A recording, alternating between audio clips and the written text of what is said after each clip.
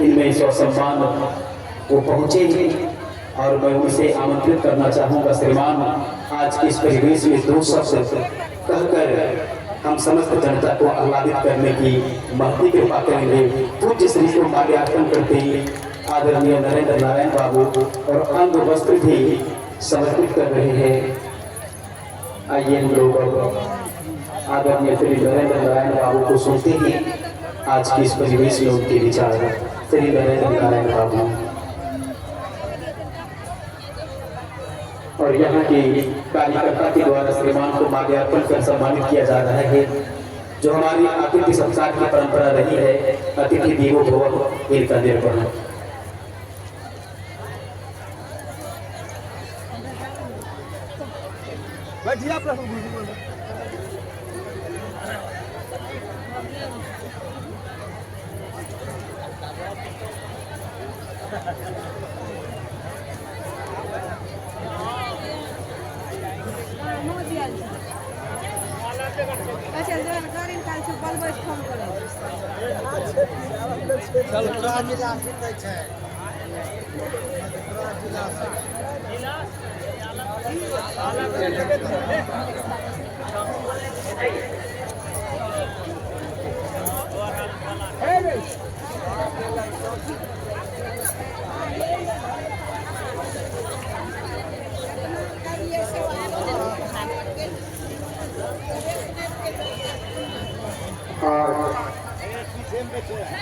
मधेपुरा जिला की दक्षिणी सीमा में उनको कह लियो ना, सबको निकल गए माता तुलसी के आंचल में लगवा लगा गांव की ऐतिहासिक एवं पवित्र धरती पे संत सत्संग समारोह के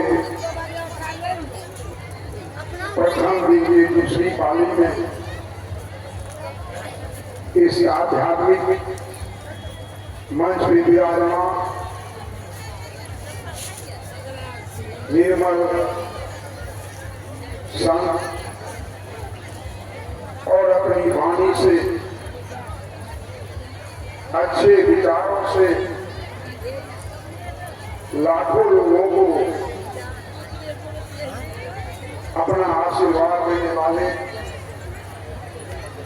और दुनिया के सैकड़ों देशों में जिनके प्रवचन का सीधा प्रसारण होता है, खड़े खोटे संत परम आदरणीय, परम पूजनीय, प्रातः स्मरणीय श्री श्री 108 आदरणीय श्री व्यासानंद जी महाराज इस आध्यात्मिक मंच पे विराजमान सभी सत्संग से जुड़े हुए महानुभाव, सभी हमारे मान और सम्मान के योग संत मत से जुड़े हुए हमारे प्रवचनकर्ता, मंच पे विराजमान सभी मेरे मान और सम्मान के योग अभिभावक जन, मंच के नीचे भारी संख्या में उपस्थित सत्संग प्रेमियों, धर्मशिला माता बहनों, किसान मजदूर भाइयों, नौजवान साथियों, पत्रकार मित्रों, जब प्रभु की असीम कृपा होती है तब इस प्रकार के कार्यक्रम आयोजित किए जाते हैं। अपने आप कोई बातें नहीं हो जाती, लगभग 4 महीने से इस गांव के सत्संग प्रेमियों ने, जनप्रतिनिधियों ने इस कार्यक्रम को सरजमीन पर उतारने का प्रयास किया है। सज्जनों, संत कबीर ने कहा है कि गुरु को भी 2 करोड़ ताके लागू पाए, बलिहारी वागु आपनो जिनको भी जियो बताए। भगवान और गुरु दोनों एक साथ खड़े हों। ऐ मनुष्य, पहले तुम गुरु को प्रणाम करो जिन्होंने भगवान तक पहुंचने का तुम्हें रास्ता। और एक कवि ने कहा, यह तन विष की बेलड़ी गुरु अमृत की खान। ये जो शरीर है यह विष की पोटली के समान है, गठरी के समान है, और गुरु अमृत की खान के समान है।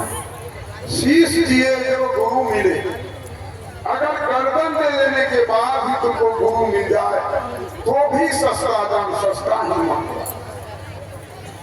संत मत में सब संतान भी बलिहारी कहा।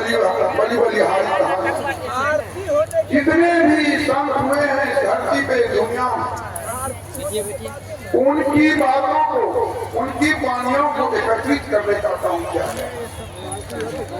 और हमारे महर्षि जी महाराज ने 5 चीजों से हमें बंधेज रहने के लिए कहा।